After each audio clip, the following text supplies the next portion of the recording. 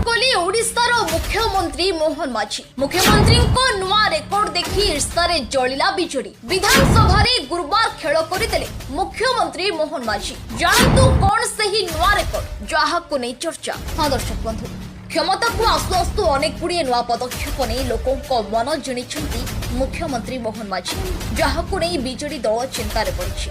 और भितर विधानसभा मुख्यमंत्री मोहन माझी गुरुवार एक विरल रेकर्ड सृष्टि कर आर्थिक वर्ष 2024-25 पूर्णांग बजेट उपस्थापन करने दीर्घ 2 घंटा 8 मिनिट गोटे स्थान में ढड़ा हो निरवच्छिन्न भाव पढ़ी। तेज विधानसभा सर्वकालीन रेकर्ड। पूर्व कहीं एत समय बजेट पढ़ी नथिले। निज पाखर अर्थ विभाग रखि मुख्यमंत्री मोहन चरण माझी गुरुवार संध्या 5टारू 7टा 8 मिनिट जाए गृह में राज्य बजेट उपस्थापन करते। तेज यह नुआ रेकर्ड नहीं चर्चा चली।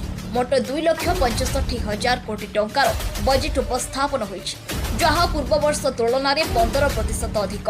बजेट रे प्राय सब वर्गों को गुरुत्व देछन्ति मोहन सरकार। विशेषकर गरीब, कृषक, महिला और युव वर्गों को अधिक फोकस दिया जाइछि। बड़ कथा हेउछि पूर्व सरकार जो सब योजना आरंभ करथिले से सबुर नाम परिवर्तन करिसेंति मोहन सरकार।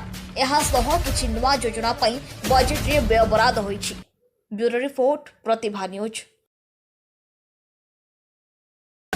मुख्यमंत्री मोहन माझी। जानतु कौन से ही नुआ रेकर्ड जहाँ को नहीं चर्चा। हाँ दर्शक बंधु, क्षमता को आसु आसु अनेक गुड़िए नुआ पदक्षेप नहीं लोकों मन जिणी मुख्यमंत्री मोहन माझी, जहाँ को नहीं बिजेडी दल चिंतार पड़ी।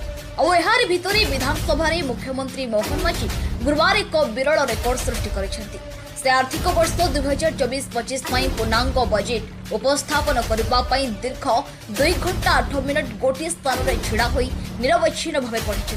तेज विधानसभा सर्वकालीन रेकर्ड। पूर्व कहीं एत समय बजेट पढ़ी नथिले। निज पाखर अर्थ विभाग रखि मुख्यमंत्री मोहन चरण माझी गुरुवार संध्या 5टारू 7टा 8 मिनिट जाए गृह में राज्य बजेट उपस्थापन करते। तेज यह नुआ रेकर्ड नहीं चर्चा चली। मोट 2,65,000 कोटी टंकार बजेट उपस्थापन होइछि, जहां पूर्व वर्ष तुलन में 15% अधिक। बजेट रे प्राय सब वर्गों को गुरुत्व देछन्ति मोहन सरकार। विशेषकर गरीब, कृषक, महिला और युव वर्गों को अधिक फोकस दिया जाइछि। बड़ कथा हेउछि पूर्व सरकार जो सब योजना आरंभ करथिले से सबुर नाम परिवर्तन करिसेंति मोहन सरकार। एहा सह किछि नुआ योजना पई बजेट रे व्यय बराद होइछि। ब्यूरो रिपोर्ट प्रतिभा न्यूज।